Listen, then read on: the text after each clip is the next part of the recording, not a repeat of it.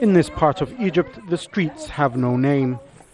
This is one of Egypt's slums, known as ashwaiyat in Arabic, meaning something that is random or disorganized. Here in the slum of Tabyat Huda, people, stray dogs and rats live and die together. It's a collection of flimsy houses built with no foundations, electricity or running water, except for the 3 taps that serve the thousands who live here. Jamal Abdul Hamid and his wife have been living here with their 6 children for 20 years. 8 people crammed in this tiny room. If one of them needs to use the toilet, they do so here. The waste is then dumped between the houses. The urine and feces soak the ground, causing houses to collapse. This one belonged to Guma Abdul Al. He's been living here for over 40 years. We woke up one day to find the house had sunk. The entire house then collapsed. We used to go to the toilet in a bucket and bury that in the ground. We had no other choice. We've been filming here for only a few hours and the smell is unbearable. It makes you want to throw up. There's no sewage system here.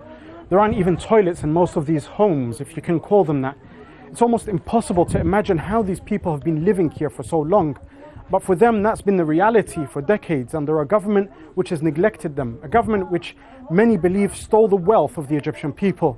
Now for them and their children, their only hope is that Egypt's next president will actually do something to change their conditions.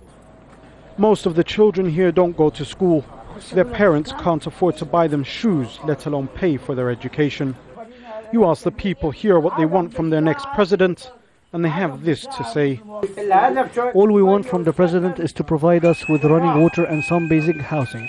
I'm not going to vote for anyone. I voted in the past and nothing changed. They're all crooks. The Egyptian revolution based its call for change on 3 principles: people's right to bread, freedom and social justice. But until and unless those who live in the thousands of slums scattered across Egypt are catered for, the revolution will have failed to realize those goals.